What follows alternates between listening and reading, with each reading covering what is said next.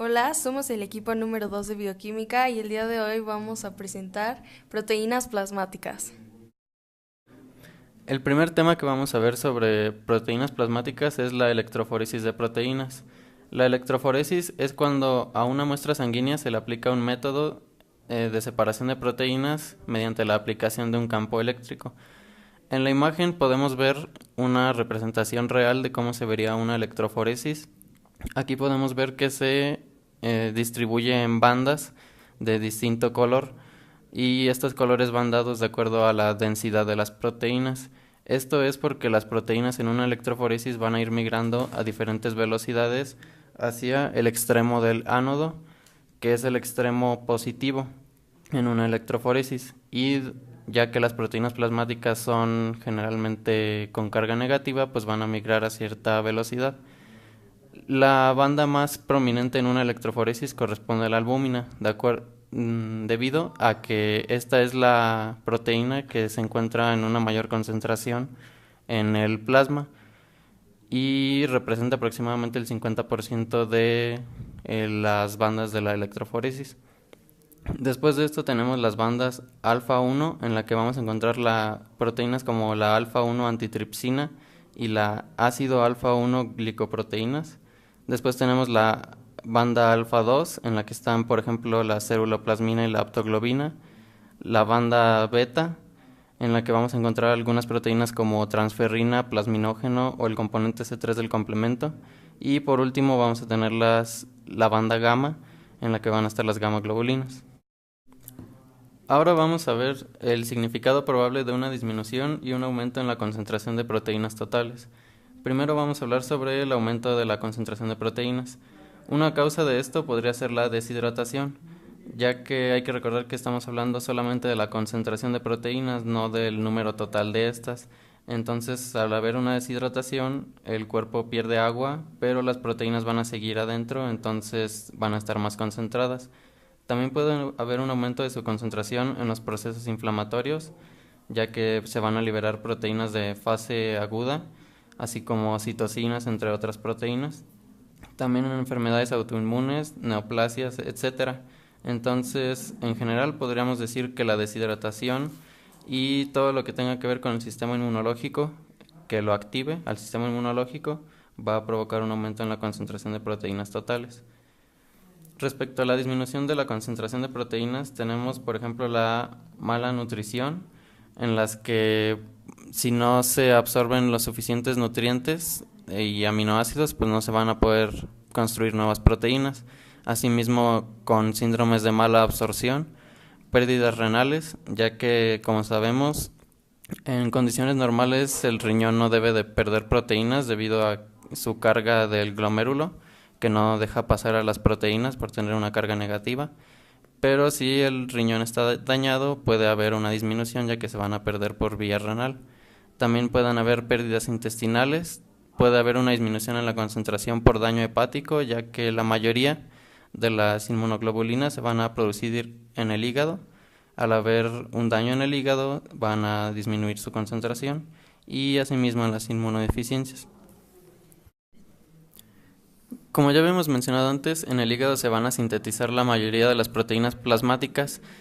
Esto es sin importar la fracción del electroforograma en el que se encuentren ni la función de la proteína. La mayoría se van a sintetizar en el hígado, como por ejemplo la albúmina, proteína C reactiva, fibrinógeno, transferrina, etcétera. A grandes rasgos podría decirse que todas las proteínas plasmáticas se producirán en el hígado, excepto por las inmunoglobulinas, que se producirán en las células plasmáticas derivadas de los linfocitos B.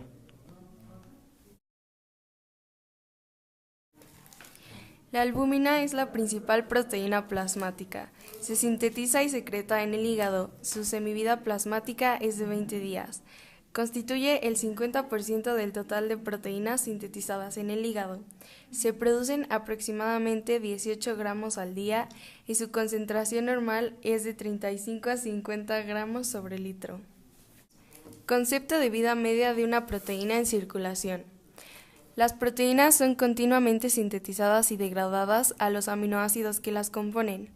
Este proceso se puede ver desde dos puntos principales. El primero es para eliminar proteínas anormales cuya acumulación puede ser peligrosa para la vida celular. Y el segundo para permitir la regularización del metabolismo celular, eliminando proteínas reguladoras. Funciones principales de la albúmina: mantener la presión oncótica, transportar hormonas esteroideas, transporte de fármacos, transporta ácidos grasos libres, unión competitiva con iones calcio, transportador de la sangre y transporte de bilirrubina no conjugada. La ósmosis es el paso de agua de un lugar de menor concentración de solutos a uno de mayor concentración de solutos a través de una membrana semipermeable. Hablando de la importancia de la ósmosis con respecto a la distribución de los líquidos en los distintos compartimentos del organismo, pues la importancia reside en sí en regular la cantidad de líquido en estos compartimentos, dependiendo de la cantidad más bien de su osmolaridad en dichos compartimentos. Presión osmótica. Es la fuerza que debe aplicarse para detener el flujo de un líquido a través de una membrana. La albúmina como principal proteína plasmática.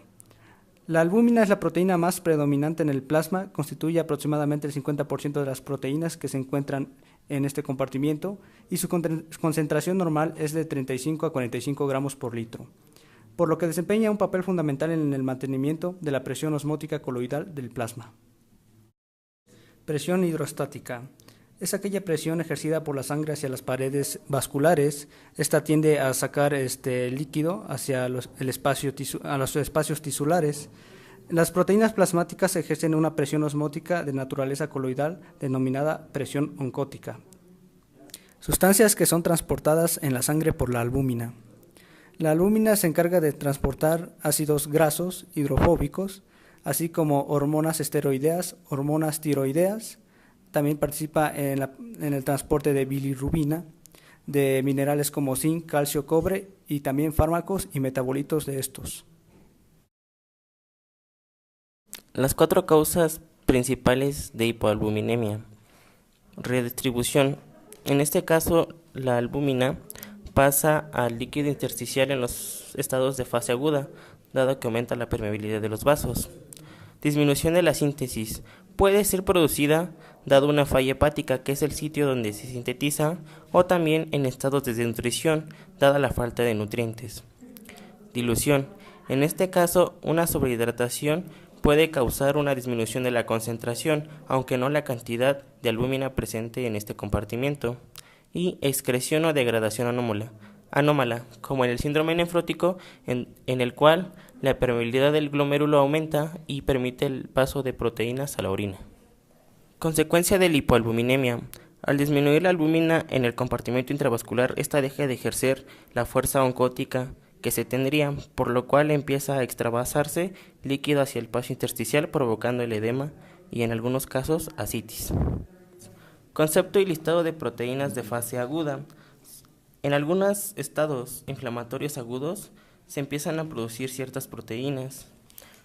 Entre ellas encontramos a la proteína C reactiva, la alfa-1 antitripsina, la aptoglobina, la alfa-1 glicoproteína ácida, el fibrinógeno, la transferrina, la ferroxidasa, la beta-2 microglobulina y la macroglobulina alfa. Sus cifras generalmente son altas en estados crónicos e individuos con cáncer. Función de la alfa-1 antitripsina. Es una proteína encargada de inhibir a proteasas, entre ellas la serina, la tripsina y la elastasa. Deficiencia de la alfa-1 antitripsina. Al ser una proteína de fase aguda que se sintetiza en el sistema fagocítico de pulmones e hígado, su deficiencia conduciría a destrucción pulmonar, particularmente, por mencionar un ejemplo, el enfisema y una destrucción hepática. La aptoglobina es una glicoproteína plasmática que se une al 10% libre de la hemoglobina extracorpuscular de forma no covalente estrecha, que esta es producto de hemólisis. El rango normal de esta es de 41 a 165 miligramos por decilitro y está indicada para evaluar la gravedad y estadio de enfermedad hemolítica. Además, es una proteína de fase aguda. Puede estar aumentada en procesos inflamatorios agudos, colagenopatías o destrucción tisular, y disminuida en hemólisis, mononucleosis infecciosa, hemorragia tisular y hepatopatías. La ceruloplasmina es una alfa-globulina que transporta el 90% de cobre en el plasma. Es esencial para la regulación de las reacciones de oxidación-reducción, por lo que presenta una actividad de oxidasa. Enfermedad de Wilson es una enfermedad hereditaria autosómica recesiva que está dada por una baja concentración de ceruloplasmina, y esto provoca la acumulación anormal de cobre, que se deposita en hígado, cerebro, riñón y ojos, dando el síntoma característico de un anillo color marrón alrededor de la córnea del ojo, o bien anillos de Kleiner-Fetcher. Esta puede ser diagnosticada mediante pruebas de laboratorio, y el tratamiento consta de medicamentos que eliminan el cobre adicional de por vida de la persona y con una dieta de bajo consumo de cobre.